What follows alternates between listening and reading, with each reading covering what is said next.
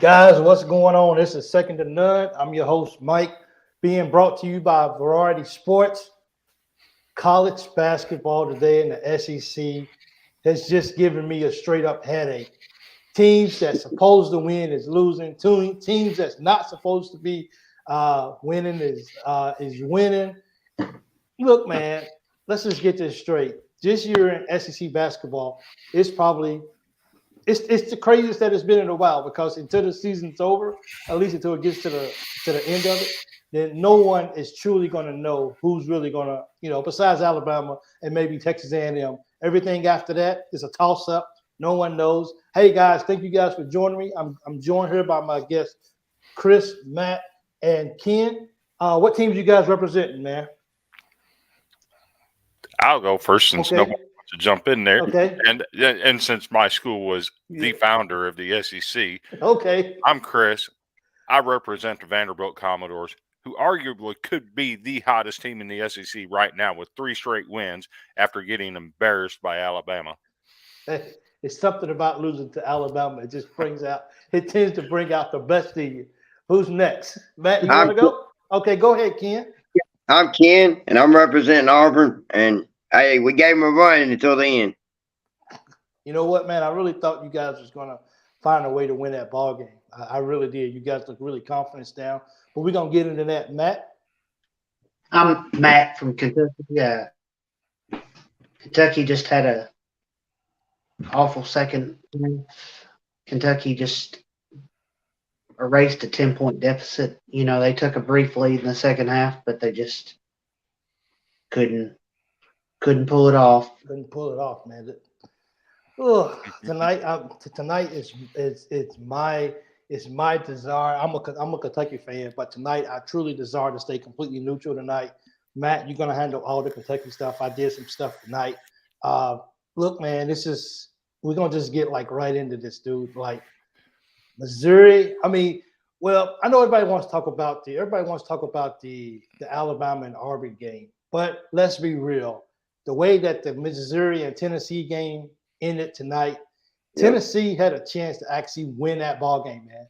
Tennessee came all the way back in the second half, and they had a chance to win that ball game. And Missouri, those guys, Mizzou, whoever, we make fun of them for being almost irrelevant in football sometimes. But this year in basketball, these guys are actually – and Missouri, they came out tonight, man, and they proved that they wanted it more, man. They shot 53% from the field tonight, 14 from 26 from free throw. For three-pointers. Guys, what about Missouri and that Tennessee game? What do you guys think, man? I think Florida broke Tennessee. Think so? They ain't been the same since. Tennessee has actually lost 3 out of the last 4. And, we always talk about Tennessee collapsing. We thought Alabama might be one of them teams that, they do good in the first of the year, but they collapse here at the end. But, Alabama is just rolling. Alabama, just like you said, is on a different level. But how was Missouri able to is that luck? Should Tennessee have fouled? What? Is it luck to lose that way 2 times in 1 week? Let's just say somebody who did look, I don't know if there's any Tennessee fans out here listening to us or not, but let me tell you, as a Vanderbilt fan, I've been gut punched enough in 32 years. I feel your pain. If you want to go hang out in the pub or something, I'll buy you a drink. I feel your pain. Hey, I can imagine that them losing the way they doing, I'm pretty sure it delights you even more. Oh, I'm delighted beyond happiness. Wow. They got a big one Wednesday night. Who was that, Tennessee? Yeah. Who they play, y'all? No, they play Alabama Wednesday night in Tennessee. They'll win. I'm calling it right now. I'm telling you, it would be the most Tennessee thing ever for them to go in there and just absolutely boat race Alabama. Well, I'm definitely rooting for Alabama. Do I think it will happen? Alabama's on another level. That's all I can say. Those guys are really playing ball right now, man. And going back to the Tennessee and Missouri game, when Ziegler fouled out, man, like that. First of all, he shouldn't have got that foul. It was a foul, it was a cheap shot or whatever. But I mean, it wasn't a foul, especially where he fouled him at. And then he fouled out, and then the team just wasn't the same once he was able to actually go out of the game. So you can actually see just how important. What is that other point guard's name? The little short guy. What's his name? Was that Key? No, not Key. The guy who came from overseas, the little short point guard for Tennessee. That misses the free throws. Yeah, on top of the free throws, exactly. This guy has just ruined it for him. But I tell you what, if I see that guy pull up his shorts and roll them down one more time, like he pulls up his shorts and rolls his shorts down every possession. Like, can't Tennessee get some shorts that fit that young man? Like, I know. I mean, Tennessee got it. Tennessee. Don't you know they rich? That's what I'm saying. That's what I'm saying. Tennessee got all that money down there, and they can't even buy this kid a pair of shorts, so he ain't got to keep. I mean, I understand kids are rolling them up now, but every time the camera goes on him, he is actually rolling up his shorts. But yeah, after he went out of the ball game and fouled out, Tennessee just didn't have an answer. And So let me ask you this. Okay, we saw earlier in the year Josiah Jordan James went out with an injury, and Tennessee looked really, really, really good. He got hurt against Vanderbilt the other night and went out. And I hadn't heard how long he's going to be out, but somebody said I did see something about 2 to 4 weeks. Mm-hmm. And they come out and play like that in the second half. Is Tennessee better without Triple J? Ooh, I don't know. I mean, UK still got to play him again, so he'll probably be back by then. That's just how it rolls. All the good players come out against Kentucky. I mean, today was just it was crazy, and I don't know if there's any Kentucky fan watching this, but I am like totally upset that Tennessee lost that game tonight. Like, we needed that win so bad. I mean, people don't realize, I think Missouri was like number 6 in the conference. Just by winning that game, that leaped them up to, I think, number 3 in the SEC, just by winning that one game. Yeah, it knocked Auburn out the top 4. Exactly. So, well, you got like 3 teams tied at 7-5 in the league. Kentucky, Auburn, and like one more. We all got to play each other. So, I mean, I'm rooting against Missouri so on another level, and can't nobody seem to beat those guys. And it's just kind of like it's making it hard to really deal with that, because our chances of getting the double bye is pretty much slipping away really, really, really fast. Actually, don't they got Alabama? Actually, Missouri's not 3rd. They're 4th. They're 4th. They're 4th. Tennessee's yeah. 3rd. Yeah. Because this is Tennessee's 4th loss, right? Yes. This is so how many has Missouri lost? They're 7-5. 7-5. Okay, so yeah, so you're tied with Missouri at 7-5. Yeah, but so is Auburn. Yeah, but Missouri has the tiebreaker over Auburn and Kentucky because they beat both of them. But Mississippi State owns the tiebreaker. Who did they beat?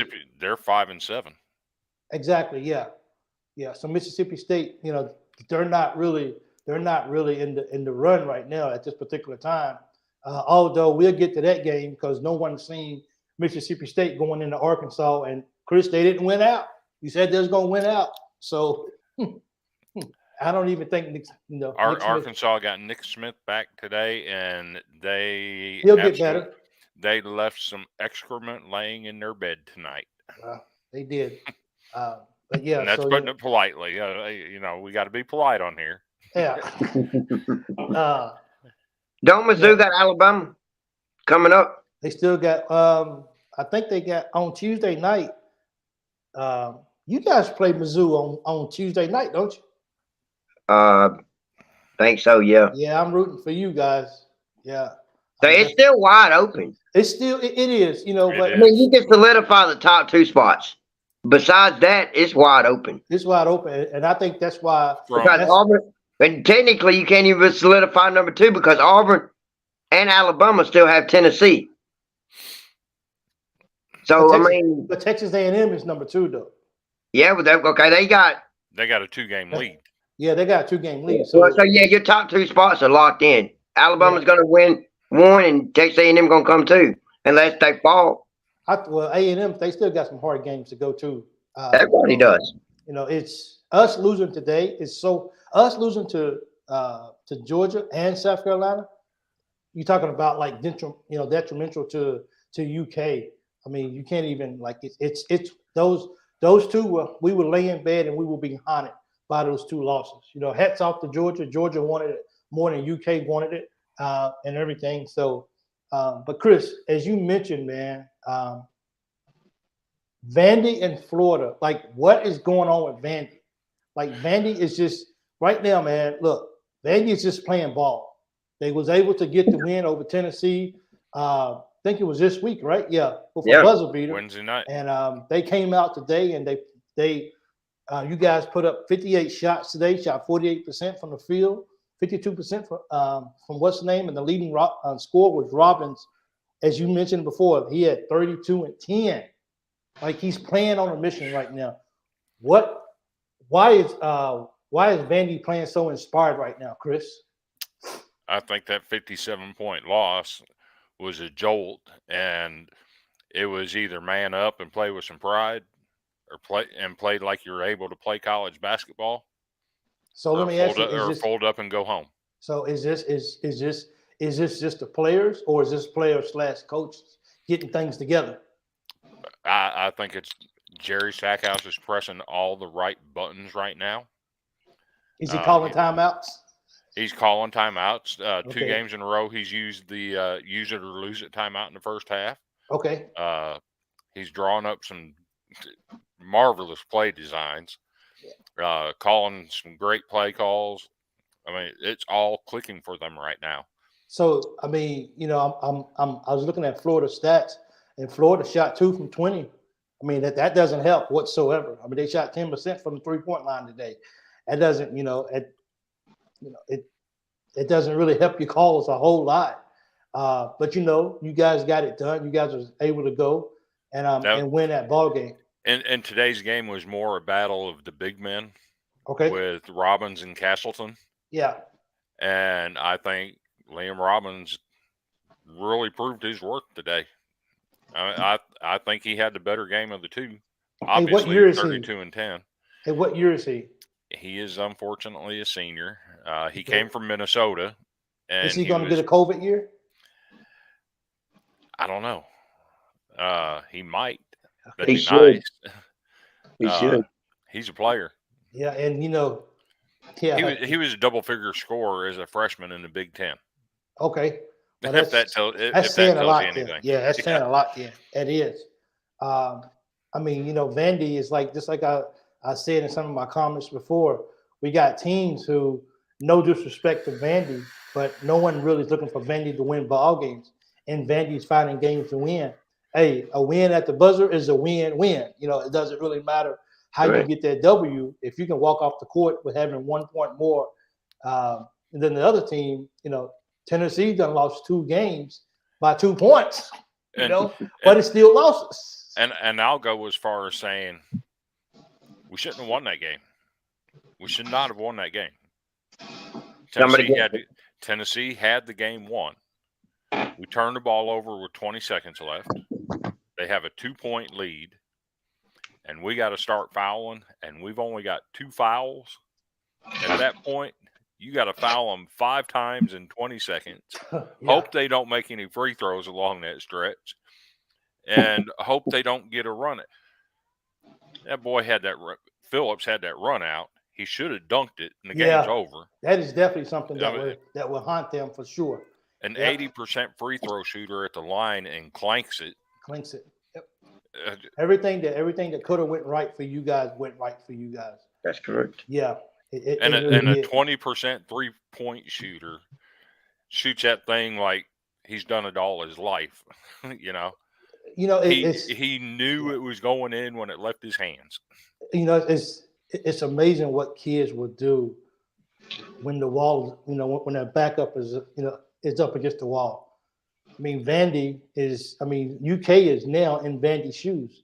Now it's like we're the first 4 out tournament. Now we're just kind of playing with, it is kind of what it is, and we're we're trying to find a way in. So let's see what we'll do as a ball club. But yeah, good job for Vandy, man. Vandy takes so much slack in football and basketball. So to see those is, I'm not sure if you saw this message earlier, but someone was actually saying, hey, congrats on beating the Fighting Balls. I'll take the grats. But you talk about Vandy catching slack from most everybody in the SEC. Yeah. So I got to call a couple teams out here. Arkansas, Florida, you both got some splaining to do. And let me take this on a little joyride for you. Okay. Okay. With Arkansas, the last time we played them in football, we beat them in Fayetteville. Oh, I know where you're going with this. The last time we played them in baseball, we won the series 2-1 in Fayetteville. The last time we played them in basketball, we beat them. The last time we played them in women's basketball, we beat them. We kind of own Arkansas right now. Yeah, so you Arkansas, could say that. if you want to talk some junk, I think you got some splaining to do. For real. The Yep. second team, and there's no excuse for it, is Florida. Okay. Last time we played them in football, we beat them. Beat them. That should never happen. And I'm the biggest Vandy homer you'll ever see. Yeah. Vandy beating Florida should never happen. Last time we played them in baseball, we took the series 2-1. And the last time we played them in basketball, we beat them for the first time ever in football and basketball in a school calendar. Wow, man. We've never beaten them basketball and football in the same school calendar year. Hey, man, Vandy's trying to make a comeback, man. Vandy is. I mean, they've played really well the last. They ain't got to worry about it after 2024. Well, 2020. Hey, look, 2024, y'all don't have to worry about it. You're no longer in the East. Have you seen who our projected 3 permanents are? Yeah. Didn't I share that? Tennessee, Kentucky, and Ole Miss. Oh, wow, really? Did you say Auburn's? Who you got? If we can't win 2 out of 3, we have no business in the Auburn's SEC. got Georgia, Alabama, and I think the third one is, I forgot. Florida. Yeah, Florida. That's a hard one. See, but the way we'll talk about that in a minute because we're gonna bring that up. That's something. So, the Alabama and what's the name? I mean, I think at the end of the day, I think that was the biggest game. Even though that was the biggest game of the day for the SEC, and I think that's the game that everyone thought that maybe if Alabama was going to lose, it was going to be today. Unfortunately, Alabama did what Alabama did, and Alabama found a way to actually win that ball game. And then that's not even Without Miller. Yeah, that's what I'm saying. So how good Miller is Miller didn't even have a great game today. How good is Alabama that they won that game and Miller didn't even hit a 3? They're He good. Sure didn't. Yep, sure didn't hit it. He didn't hit it. But they are hold on on, a different Chris. level. Now we're on the Auburn Alabama game. I'm coming back to you. You said last weekend that Auburn could not shut Miller down. That's what you said. He went into Auburn today, and Auburn shut him down. So he is stoppable. It's just you got to, like I said, you put a big man on him, he can't. I've noticed that. There's been a couple games this year to where when somebody puts a big man on Miller, he doesn't do that great. Yeah, but he's got to have some athleticism too. And take Vanderbilt, for instance. Liam Robbins isn't athletic enough to stay with Brandon Miller at all. Okay. If he comes out there to play him on the wing, Miller's going right around gone. him. Yeah. Miller's top. He's top 5 NBA level.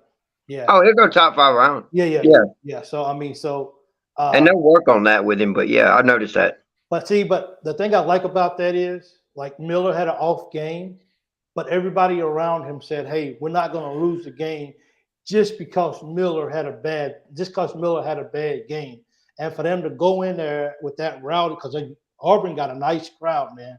They really got a nice crowd. Have you ever been there, Michael? I haven't been there. I really gotta haven't. go, man. You gotta go. So for them to go into that rowdy crowd and to be able to actually win that ball game, because they was down for most of the ball game. If Alabama only led for 3 minutes and 18 seconds. and that's all it took for those guys to win the ball That's all game. it took. That's all it took. Because I mean, when you look at the numbers, even with Auburn, I mean, they only shot 7 for 24 from what's the name?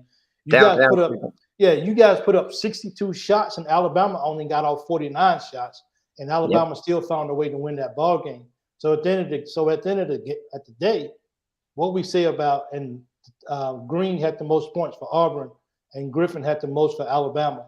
The thing we can say about Alabama is they just going to continue to find ways to win the ball game, you know. And even when their best player on the road is not having the best ball game, you know, we're going to rally as a team. And I think that's the difference from years past of Alabama. Is just at this time of the year they would already have started collapsing by now.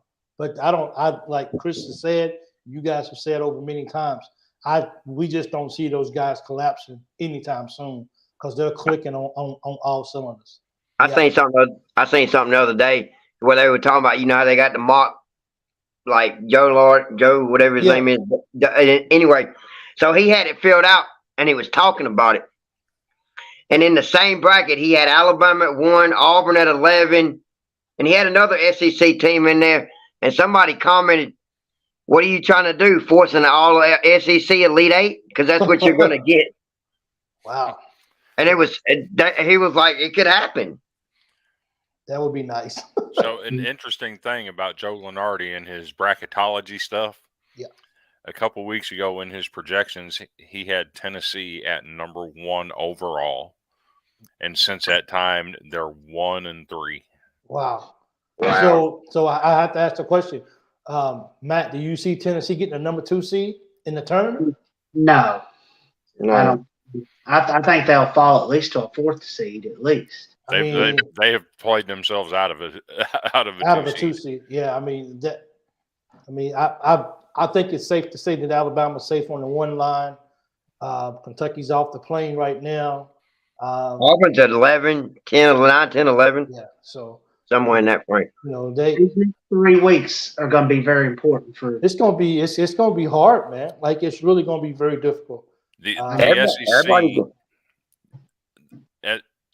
SEC might get 5 teams in. Let's see: Auburn, Tennessee, Texas A&M. Hey, just Auburn's not a lock, man. Like if Auburn loses another one, I don't know, man. I mean, because then they're gonna have to win at least 1 game in the tournament. SEC tournament. What gets me though is they've got Arkansas as a lock. How is Arkansas a lock and Missouri's not? That doesn't make any sense. That doesn't make any sense whatsoever. If I had to put somebody as I really feel like Matt. What you got?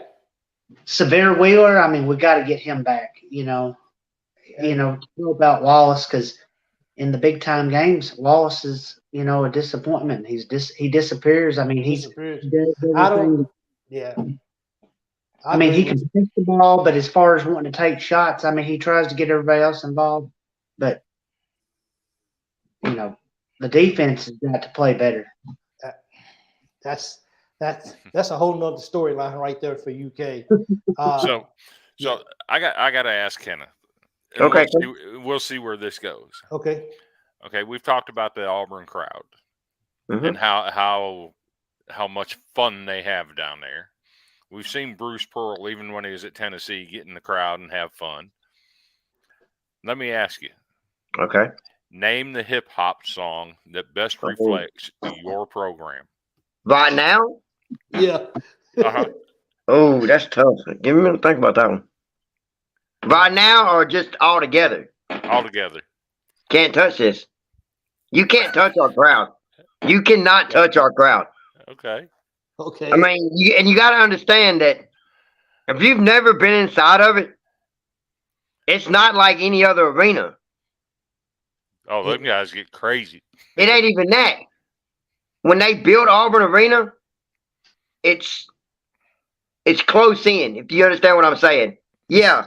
Is it like so the noise doesn't go up. it goes to the floor. That's the way they built it. Wow. It's loud. And when that commentator today said it was deafening, fine loud, she's right. It was loud, Yeah. huh? Yeah, Matt, definitely. what about you, Matt? What would be a good song for the Kentucky?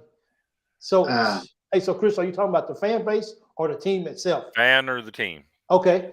I'm going to use my team. Okay. For mine. Okay, go ahead, Matt. What hip hop song you got for the team? I don't know. It's hard to say. There's as of right now, it's hard to really. I'll have to think of that one. Kentucky, a hip hop song for Kentucky basketball is wow. Why come I wasn't thinking of this? Chris, go ahead. So I got this song I listen to quite often. Okay. By Seth Anthony. I don't know if you guys know who Seth Anthony is. But he's got a song called Reckless. We're living reckless. Wow. And this basketball program at Vanderbilt right now is living reckless. You got a coach that's 18-47 in his career, and they might be the hottest team in the SEC at the moment. That's reckless. That is. But I mean, you playing with fire. But it's fun though. It's man, fun. What would be a good song, man, for Kentucky? I'll say this. Okay. Regulate. Which one? Regulate. Okay, mount up. It's time. Well, hey, I tell you, you know what? That wouldn't be a bad song for the players to listen to before they go on the court, because that's a hard song, and it's like it just kind of gets you pumped up in that mood. It's like, yeah, you know, it's one of the best songs. It's one of the best, yeah, hip hop songs I can think of. I mean, it's because I like it, and I think when I think of, it would be a good song for the players to, if they would play it in Rupp Arena. Yeah, I actually thought about going a different route with Vandy and saying, some Demon Jones. I'm feeling good. Vandy has a lot to be happy about right now. Man. Yeah, they not only did they beat Tennessee, but then they turn around a couple of days later, beat Florida, and then watch Tennessee get beat again. You own. I think right now you own the state of Tennessee. but I'm gonna say this too. In 32 years of being a Vanderbilt fan, I have suffered enough gut punches. Yeah. I'm preparing myself for this team to go into Columbia, South Carolina this week and get beat. That's my mentality. I don't know, man. At this point. Auburn's got two big ones this week. Yeah. Mizzou and Kentucky. Ain't we got Kentucky Saturday? Sure do. Yeah. And them are your three fourth place teams. That's it. Somebody's got to lose, man. After this week, you'll be able to tell. Well, I ain't gonna say tell because anything can happen, but it'll be pretty much. Michael, but I will say this. I'm putting it out there now. Alabama will win the SEC season title. They will not win the tournament. Somebody's going to knock them off in the tournament. Watch. It happens every year. Those cats. Yeah. Hey, hold on, Chris. Hey, Chris, hold on 1 second. What was you going to say, Matt? I was just going to say that Kentucky's going to have to get Wallace. They're going to have to cut his minutes down in the starting lineup. We're going to have to get Wheeler back into the starting lineup. I mean, this is a lot of those. Most of the starters played 30, 33 minutes or more. All the starters did today. Like, they had some big time. Yeah. But it's very, very important to get Wheeler back into the starting lineup. I know there are a lot of Kentucky fans that are not going to want to hear me say this, but I do. We need him back, man. We need to get Wheeler back into the starting lineup and let Wallace move over to the 2-guard. I mean, people don't want to hear that, but that's facts, man. He was better in the second half when he was moving, instead of standing around. And they're gonna have to play. This is the formula for Kentucky to improve. Play a 2-3 zone. This is gonna make Kentucky's season for the next 3 weeks change. I mean, they're what, 4 teams that are a quad one. Yeah. Yeah. We need 2 of those at least, man. So I'm gonna take your zone, your 2-3 zone, and I'm gonna work you because I'm bringing in both of my bigs, Robbins and Quentin Mallory Brown. Okay. So I got my 2 bigs on the post. You know how Vanderbilt likes to shoot the 3. Yeah. Mhm. I'm playing some inside out on you, and you're going to have to pick your poison. Because if you're going to double up on the post, my shooters are left wide open. You talking about in general, or you talking about against a particular team? For Vanderbilt against Kentucky. Oh, and So Oscar, are you ready to play with fire? Because if we hit our threes, we're gonna be a problem. So if you want to play that 2-3 zone, I'm here for it. Oh, we don't play 2-3 zone. We play man to man, and it's killing us. What I'm saying. That's what I'm saying. To switch it up to a 2-3 zone. Yeah. I mean, yeah. Calipari, if you're out there, you need to be listening. Yeah. And when you play Alabama, are you sure you want to play a 2-3 zone with the way Brandon Miller shoots a 3? Oh well, I mean, we won't play Alabama unless we get them in the tournament. You see what I'm saying? Yeah. That's a dangerous thing. That's why you mix it up. That's why you mix up your defenses. I mean, you have to mix your defense and. So Kenneth mentioned SEC tournament. Okay. So I'm a big college baseball guy. And the formula for SEC teams, if they want to make a deep run in May or June, is to take an early out at the SEC tournament in Hoover, go home and rest your pitchers. Okay. Teams that make deep runs at Hoover in baseball typically don't make it to Omaha. Okay. Because they worn out?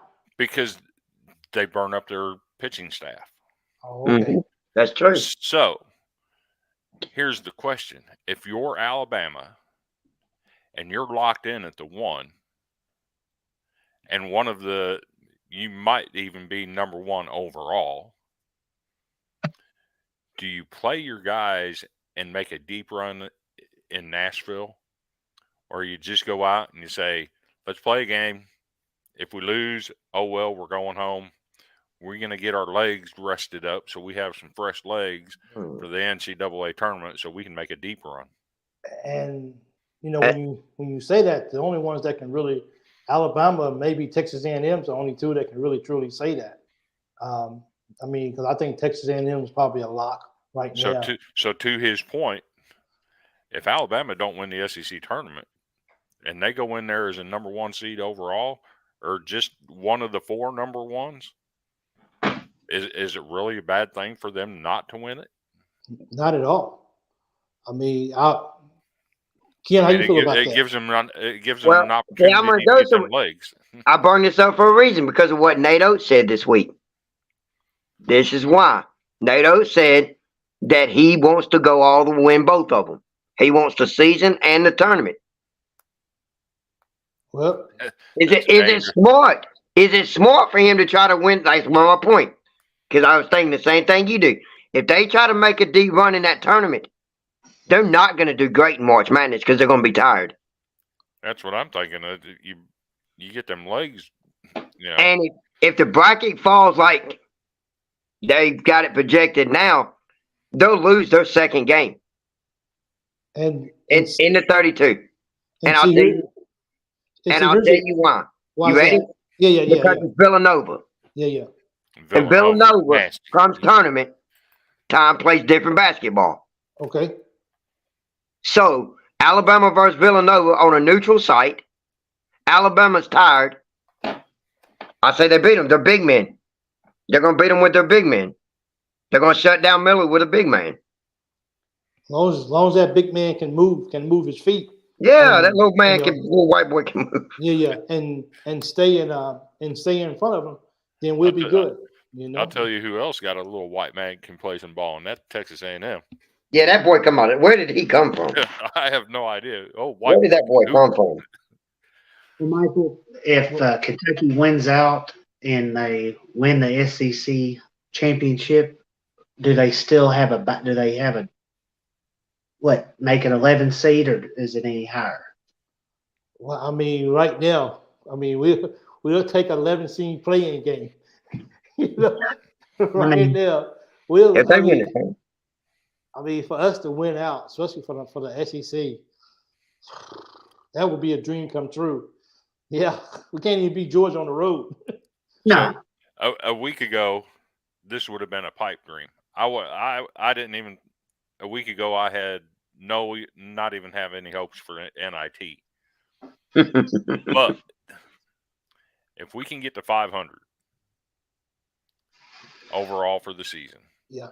If we're sitting at 15, 16 wins, I think Vanderbilt's in the NIT probably is a top 4 seed in one of the brackets. Oh wow! Now here's the deal.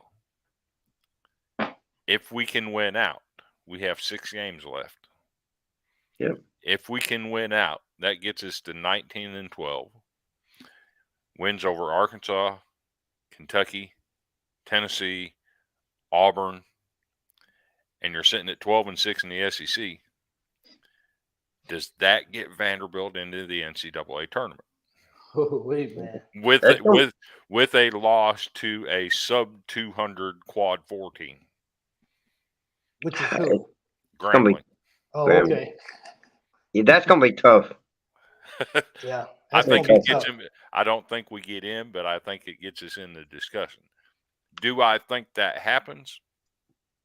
That's a pipe dream, but yeah, well, I mean, that's living in fantasy land right there. But I bet you was living in fantasy land to beat Arkansas, Tennessee, and Florida in basketball too. But it happened. Well, yeah, It happened. It happened. So I mean, anything is, just like I titled this tonight, man. Strange things are happening in SEC basketball, and we're witnessing every single day. Tuesdays and Saturdays, it's just games that are pretty much locks. This is how it's going to end. But now it's like at the end of the night, it's like your teams are losing that should be winning. You're not even that shocked anymore. I mean. So, and what I'm hearing out of Lenardi is even if Kentucky wins the SEC tournament, they're not getting in with losses to South Carolina and Georgia. If you win the SEC championship, that's an automatic bid. That's an automatic bid. Well, yeah. They win the tournament, yeah. So I got a question. What happens if Alabama loses to Tennessee, which they got coming up, and they lose to Auburn the last game of the season? Does that put A&M at 1? No, because they got a 2-game lead. Yeah. Gotta give Alabama 2 losses. Yeah, but who won? Texas A&M. Did they beat Texas A&M already? Yeah. So they I don't remember them playing A&M. Yeah, I think they walked Texas A&M. Yeah. Oh, that's gonna be it. Don't Alabama got Mizzou too? First loss. Don't Alabama got Mizzou? Actually, they haven't played them. No, they haven't. Do they still? I don't think they play them at all. They play them last game of the season. Oh, okay. Yeah. Texas A&M and Alabama. So if Auburn and Tennessee beat them, and A&M beats Alabama, they win the season. They sure do. Yep. Provided that Texas A&M doesn't slip up. Yeah. Who do they got left? Let me pull it up real quick. Because I just thought about that. They haven't played A&M yet. I don't see A&M being a team that can beat them. But I don't put anything past any game for the rest of the year. Everything is possible. Chris told me last week that Alabama would blow Auburn out in the first half. I'm just saying, Chris, I had to throw that out there. I did say that they would be double digits. You said they would be up double digits at halftime. That's what you said. So Texas A&M is Arkansas at home, at Missouri, Tennessee at home, at Mississippi State that just beat them, at Ole Miss, and Alabama at home. Yeah, it's going to be interesting. Yeah, I don't even think we really touched on that Mississippi State and Arkansas game. who really saw that coming? Nobody. Who really saw Mississippi State going down to Arkansas with Nick Smith coming back, Jr. and winning that ball game? Well, Nobody. Arkansas had their Super Bowl. They beat Kentucky. I mean, go figure. So I don't understand this, man. Yeah, we got them again too. So you're talking about Mississippi State, and we've already touched on Missouri. We've talked a lot about Alabama. So let's talk about SEC Coach of the Year. Nate Oates, huh? Okay, is it? Oh Nate well, Oates? I don't know because is it Nate Oates in year 4? Is it Chris Jans at Mississippi State in year 1? Okay. Or Gates at Missouri in year 1? Ooh, that's tough, man. That's tough because Gates and Missouri did some stuff. Yeah, those and Gates and Jans are absolutely making statements this year. They are. Matt, what you got? I was gonna say it'd be Gates because he beat Kentucky. You know what I mean? That would. You know but what? Nate Oates beat Kentucky too, though. Yeah, well, I'm for just a few, though. But let me say this one thing that I really like about the Missouri coach. His team, what I like about Missouri right now is his team plays exactly like the head coach. The head coach, you don't see him ever get stressed out, bro. Like he ain't never. He's calm the whole ball game. And when you can have a coach like that, and I think that's the problem with Kentucky. Cal yells the whole entire ball game. So it's just like our kids, our players, we just don't react. But Missouri, their coach is so calm the whole ball game. And it's like no matter what's going on with Missouri, these guys are finding ways to just win ball games. And it's a reflection of your head coach. And he definitely doesn't get too stressed out. He plays it calm. Yeah, he does. Like it's just like, all right, so we're losing right now. Let's play until the whistle goes off. And I think that's a reflection of who they are as a team. Those guys are playing ball. And you could say that about Nate Oates too. I mean, absolutely, yeah. But I mean, but when you really look at it, first year coaches doing what they're able to do in the SEC, and Mississippi State. I mean, Missouri actually I think they have a better record than Mississippi State. So I mean, do you only give it to Nate Oates because they may go undefeated? And if they go undefeated, is that like an automatic lock? For him. So if they go unbeaten, I think it's a lock. I think it's a lock too, and because that's hard to do. If you can get your team to go undefeated in the SEC, then I mean, maybe. What's that, Matt? Usually, coaches, like that have went undefeated in the SEC, like Tubby Smith and Calipari. Yeah. Usually got coached the SEC Coach of the Year. Yep. Yeah. So that's. I don't even know if at this point in time I don't even know if Kentucky would get even a first team SEC player when the year is over. I mean, will it be Oscar? Maybe. Why wouldn't Oscar get on there? Because these last few games, man. I mean, he played okay today, but any big guy, like I'm terrified when we get ready to play you guys again because he can't handle a big guy. He couldn't handle Florida's big guy. And Cal's not gonna put our other guys in to actually play the ball game. He's gonna keep them on. Theodore actually got 16 minutes today, but Collins only got 8. Like, I mean, I did an over under question of 12 minutes or more or under for Collins, and 99% of the people was like he's gonna get under, and sure enough, he only got 8 minutes. So this is mind blowing. To be honest with you, it really is mind blowing. And you just like would it have been different if Kentucky wouldn't have been 10 down at halftime? Would Collins have gotten more playing time if it'd been Kentucky at the lead at halftime? I mean, maybe it could have been, but we're in panic mode, and by the time we even get close to catching up to Georgia, we've exerted because most of the guys, Reeves played 40 minutes today. I mean, that's hard. That's hard on anybody. But overall, I really think it was a really, really good, fun SEC day today. Was there really? I got to have fun with you on that one, Michael. About what? You're talking about Reeves playing 40 minutes. Yeah. I got a group of ladies up here in Nashville that they're playing 36, 38 minutes every night out. That's hard, man.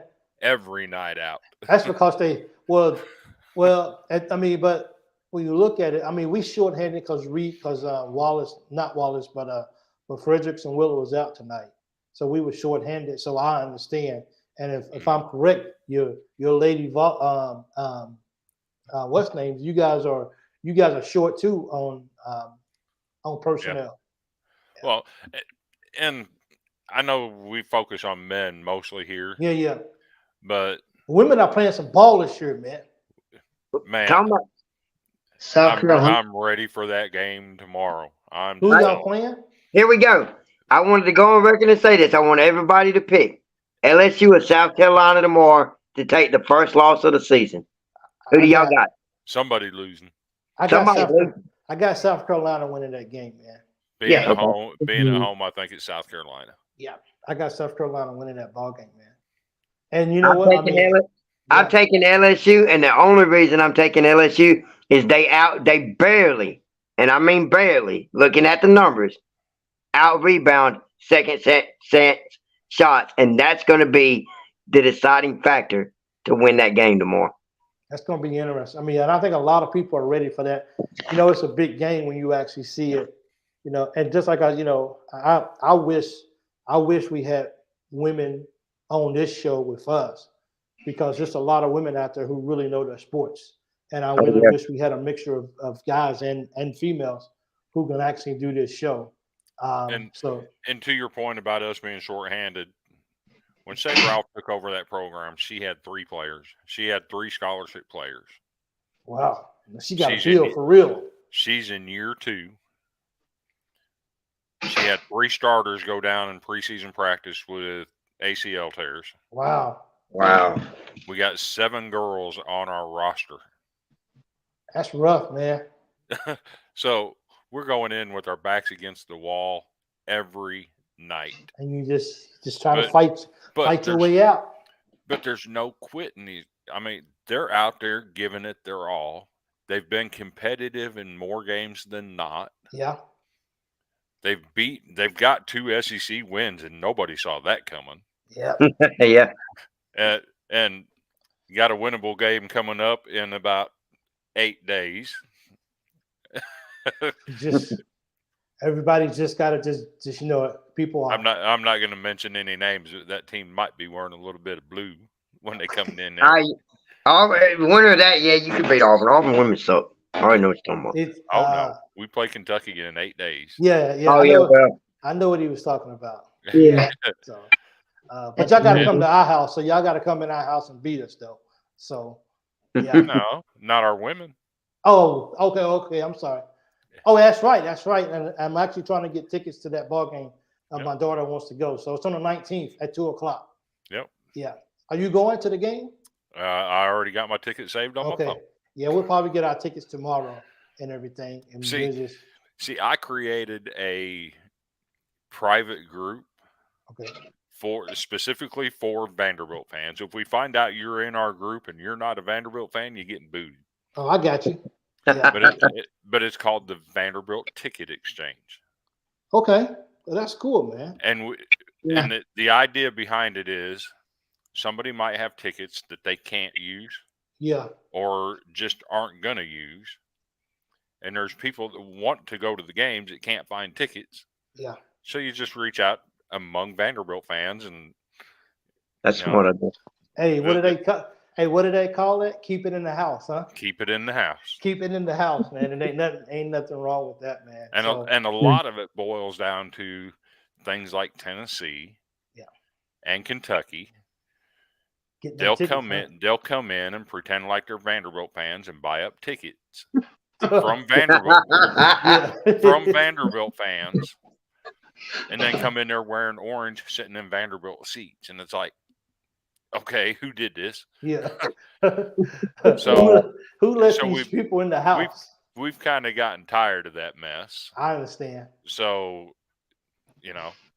and we really have a nice thing going there. Okay.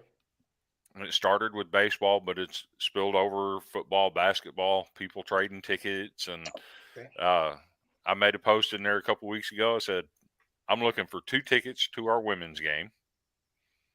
Again, one for Georgia and one for Kentucky. Okay. And within 10 minutes, somebody commented and said, I'm going to be out of town both days. I got tickets. I'll email them to you right now. That's awesome right there, man. And it's perfect. Sometimes you buy them. Sometimes they give them to you. It just, it's amazing the way that works.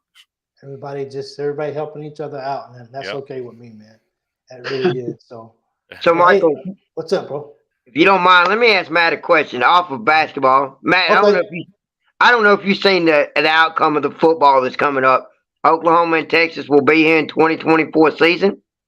This is the last year. There's going to be no more East or West. It's going to be top to bottom, pretty much. Mm-hmm. There's the way the SEC saying they're going to decide it is the top 2 teams playing the SEC championship. Every team will have 3 teams that they play every year, and then the way they're playing, we're going instead of playing a 9-game conference. Going to 9 games, and you rotate 6 every year. Well, now, hold on. The article that I sent you, Chris, he said he wants to do 10, rotate 7 every year. That means that they only going to have. They're not going to go 10. So you don't think he'll go 10? Why? No. They're going to have only 2 out-of-game conference games. They're going to go with the 9. They're going to stay with 1. You'll have 3 out-of-conference games. You'll go with the 9-game conference schedule. 3 of them are permanent. You rotate the 6. You see the entire SEC every 2 years. Yeah.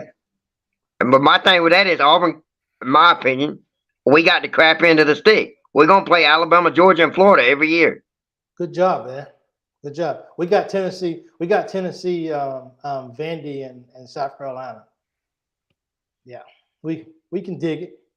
Yeah. Yeah. Auburn got the crap end. I mean, I hate to say it, but Auburn got the crap end of the stick on that one. Hey, man, you know how you fix that? Now, beat them. You just go out and win your games. Yeah. Hey, Chris, I will tell you this. We've lost 6 in a row to Ole Miss. Hey. We've lost 3 in a row to Tennessee. I'm not going to mention that team in blue because, that's so wrong. But here, if Vanderbilt can't focus on going in and winning 2 of those 3 every year, they don't belong in the SEC. Yeah, that's true. That's true. Because historically, we've been competitive with Kentucky. That series is 48-40 all time. Yeah. Ole Miss is 54-40 all time. Tennessee, don't act like we can't upset them occasionally because over the last 10, it's been 6-4. Oh yeah. So if we can't go in expecting to win 2 out of 3 against our 3 permanent, we don't belong in the SEC. Did you say Georgia's 3? Tennessee. I want to say Tennessee, South Carolina, and Florida. And Florida, yep. Yeah. And then Alabama got Auburn, Tennessee, and Mizzou. Yeah. Hey, they threw them a bone. Yeah. Hey, but I will say this, talking football, I know this ain't really but I will say this.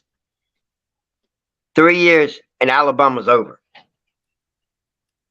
Well, everybody knows Saban's fixing to retire. Just 3 years and Saban's out. Bama. You think everybody's going to go to Auburn just because Alabama's done? No, I ain't going to say that, but I will tell you this. Because if I'm recruiting against Auburn, I'm saying I'm going out there saying one thing. Say it. There's only one team in the SEC that doesn't have a winning record against Vanderbilt University. That's Auburn. Do you want to go to a team that can't beat us, or do you want to come here and play for us that has shown over history that we can beat them? Yeah, we're gonna. Hey, Chris, I can't wait because I'm gonna hold you to this. Yes, y'all beat us in the past, but I promise you, I've already told you this. I believe Auburn will go 10-2, 9-3 this year, depending. Next year, Hugh Freeze is gonna wreak havoc on the SEC, and I'm gonna tell you why. Everybody says, "Oh no, you're wrong." Montgomery runs the wishbone. Hugh Freeze runs the air raid. They're working to merge them. If you merge them, there's no way you can defend it. Because if you line up in zone, they're gonna hit you across the middle. If you line up in man, you gotta have somebody on that quarterback at all times. Yep. We'll get ready for. But you're forgetting one thing. What?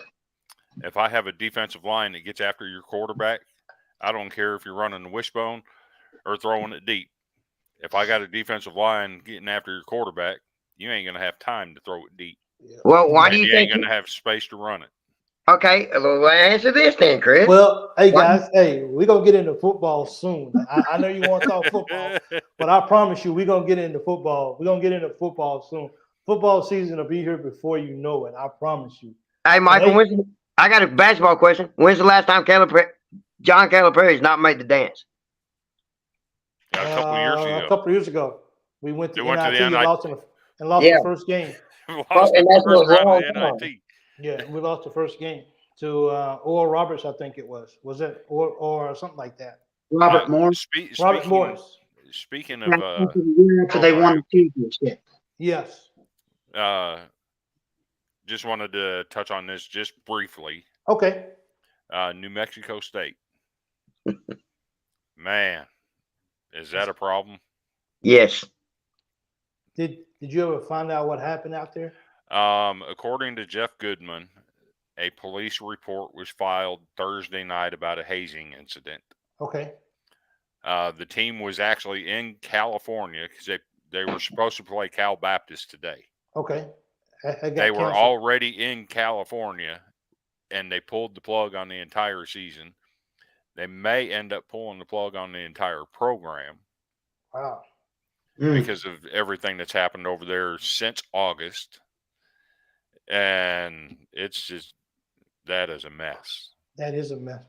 Especially you threatened to shut down the whole athletic department. That's not bad. The whole athletic department, the whole basketball program. Okay, whole my fault. Okay. Wow. I mean, that's still bad though. Yeah. Think about it. This is New Mexico State. They've had some really good teams over the years. Yep. Good. Mass exodus. That's for sure. So, well, hey guys, what's that, Matt? I was going to ask you one more thing. Okay, go ahead.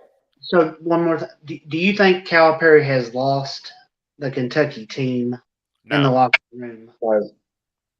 No. I think the players have lost each other. They just don't. They don't look like they are.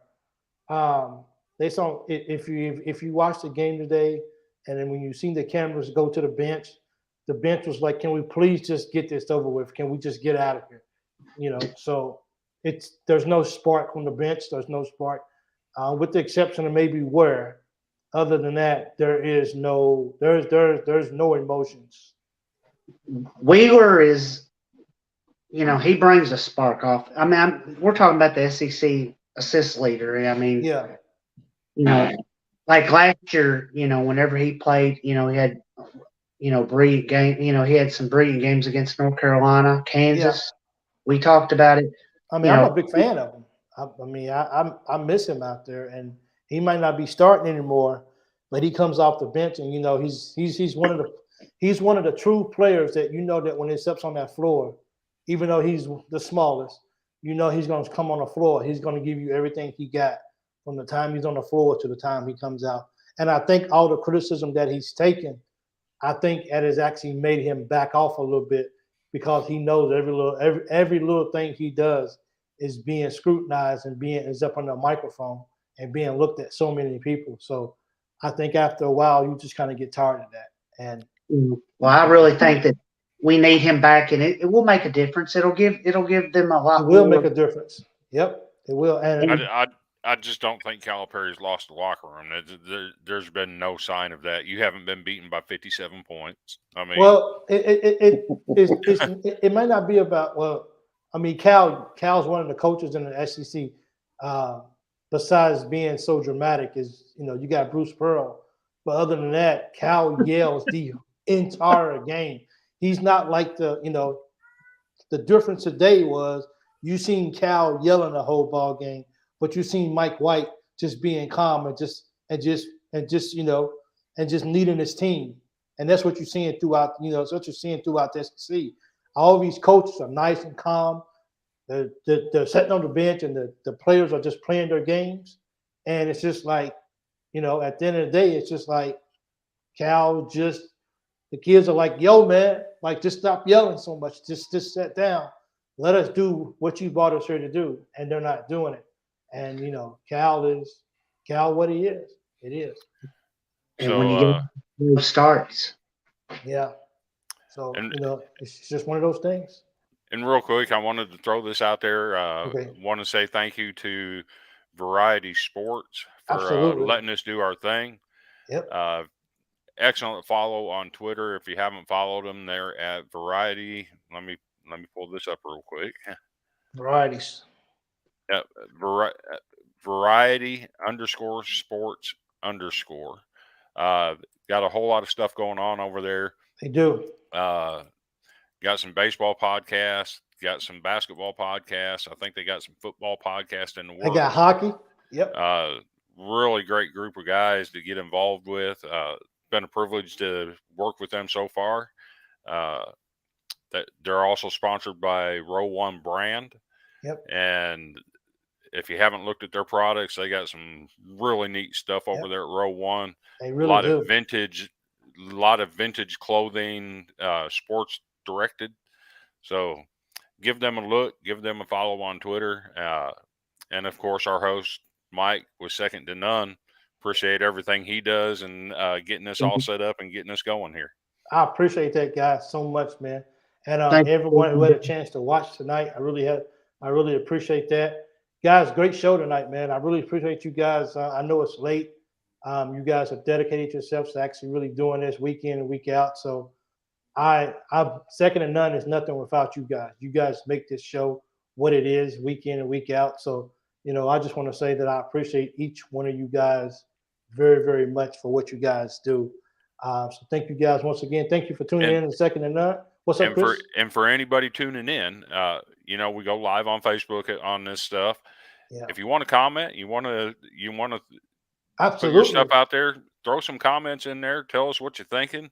Yep. Sometimes we'll even get Michael to throw some comments up on the screen, or we'll read them out and address them ourselves. So absolutely. Feel free to comment and give us some feedback on what we're talking about. Absolutely. So if you definitely leave a comment, we will definitely post it. That's for sure, just to show our appreciation for you guys tuning in and watching. So, guys, thank you once again for tuning in to Second to None. I have been your host, Mike, with my great team, Ken, Matt, and Chris. I appreciate you guys, and go Second to None. See you guys later in the next show. Anchor down. Go Cats. Wagon. Oh, accident. I keep messing this up. So I look forward to this. Usually I have this ready. Something. Yeah.